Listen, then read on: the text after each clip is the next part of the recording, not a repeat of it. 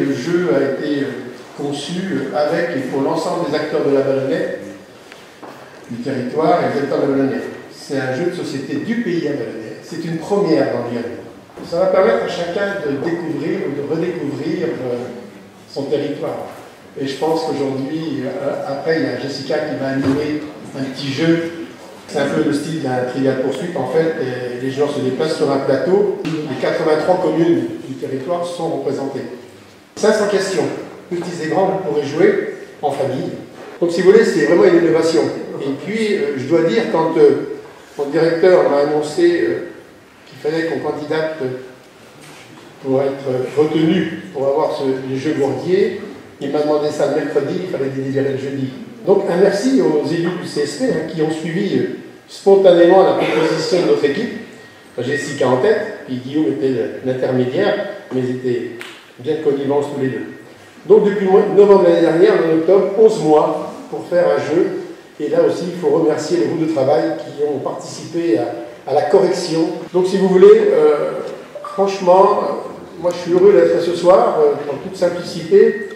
On va remercier plein des habitants du territoire, parce que les habitants du territoire ont participé en proposant des questions.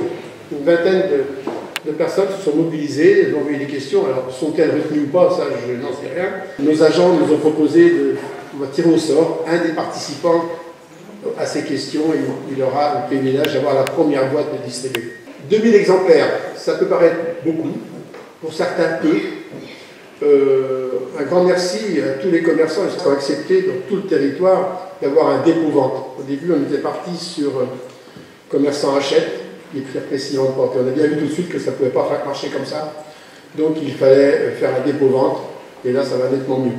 Je vais quand même vous donner ce que ça coûte. C'est important de savoir ce que ça coûte, c'est pas gratuit. Le pays fera une opération blanche, c'est-à-dire on va encaisser ce qu'on a payé.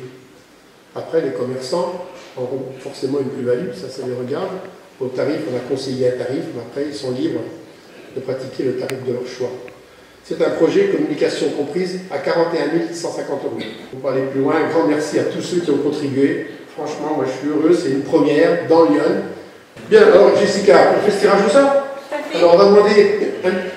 Tu veux venir tirer au sort? Ah non? Tu veux venir? Alors, vas-y, tiens. Oh là là, alors là, ça va être important. Hein. Tu vas me donner. C'est toi qui as gagné? Tu sais lire quand même. Ah. Alors, c'est la petite Zoé Guettard et sa maman Katia Guettard. Ils sont là?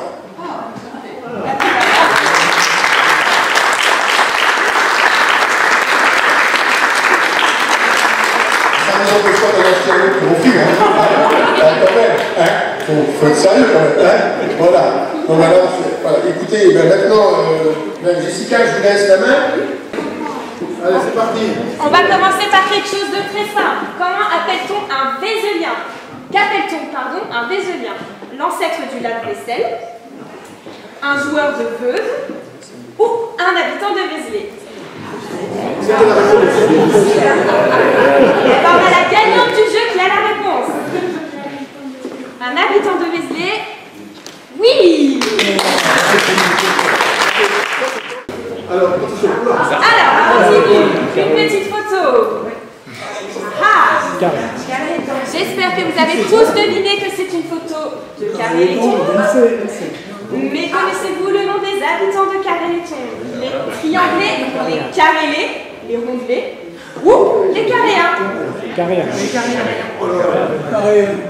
Vous êtes sûrs? Oui. On continue. Peut-être quelque chose de moins simple. Plusieurs hôtels du territoire s'appelaient au Lion d'Or. Pourquoi cette appellation était-elle fréquente sous l'Ancien Régime? C'était l'endroit, le lit où on pouvait dormir. Ok, est-ce qu'il y a d'autres propositions? Est-ce que vous êtes d'accord? Est-ce que vous n'êtes pas d'accord? On vérifie? Bravo madame. Effectivement, plusieurs hôtels du territoire s'appelaient au Lion d'Or, puisque c'était un jeu de mots très répandu, au lit, on dort.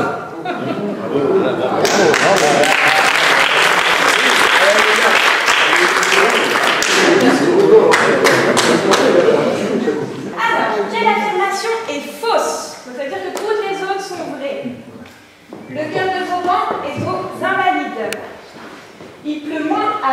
C'est nouveau, ça. qu'à Paris sur une année. Ou alors, le fromage Saint-Mauré est fabriqué sur la commune de Saint-Mauré. C'est celle-là qui est fausse?